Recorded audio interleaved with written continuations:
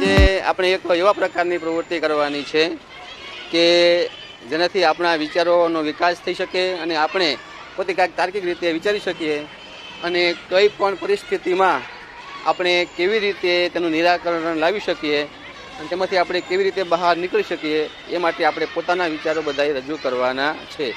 તમને દરેકને એક અલગ અલગ જૂથમાં અહીંયા આપણે બધા બેઠા છો, તમને અહીંયા દરેકને એક અલગ અલગ પ્રકારની સમસ્યાઓ આપવામાં આવશે અને તે સમસ્યા ઉપર તમારે પોતપોતાના વિચારો અંદર રજૂ કરવાના છે. તો અહીંયા દરેક વિદ્યાર્થીઓને અલગ અલગ જૂથ પ્રમાણે બેસાડવામાં આવ્યા. દરેક વિદ્યાર્થીઓએ પોતાની સમસ્યાઓનું લિસ્ટ બનાવ્યું છે. તો આપણે એને જાણીએ, પૂછીએ કે કોઈ આ વિદ્યાર્થી કઈ રીતે એની સમસ્યાનું નિરાકરણ એ લાવશે.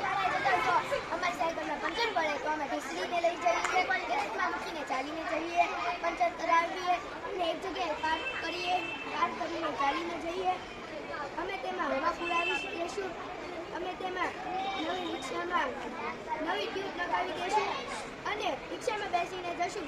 અને જો તે કોઈ કામ ન લાગે તો અમે પપ્પાને ફોન કરાવીશું અને પંચર કરાવવાનું કહી અને શાળાએ પણ પપ્પા તમારા પપ્પા ગંદા થઈ ગયા અને તો તમે શું કરશો? તો અમારા જૂથના બધાએ અલગ અલગ જવાબ આપેલો છે.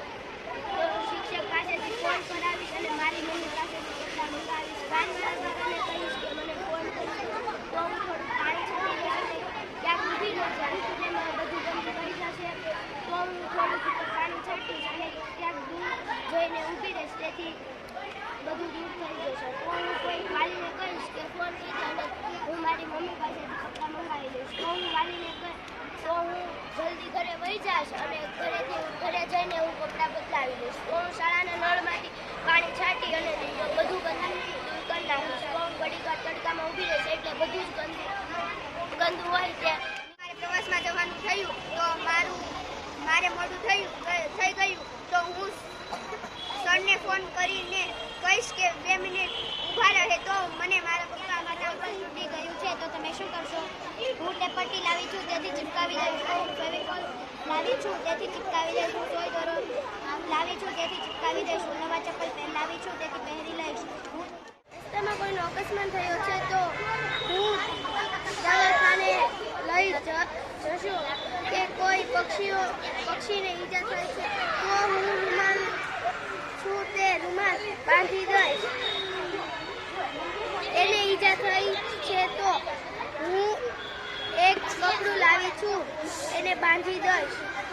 હું દવા લાવી છું તેને લગાવી દઈશ. આવી રીતે દરેક વિદ્યાર્થીઓએ પોતપોતાના વિચારો રજૂ કર્યા છે.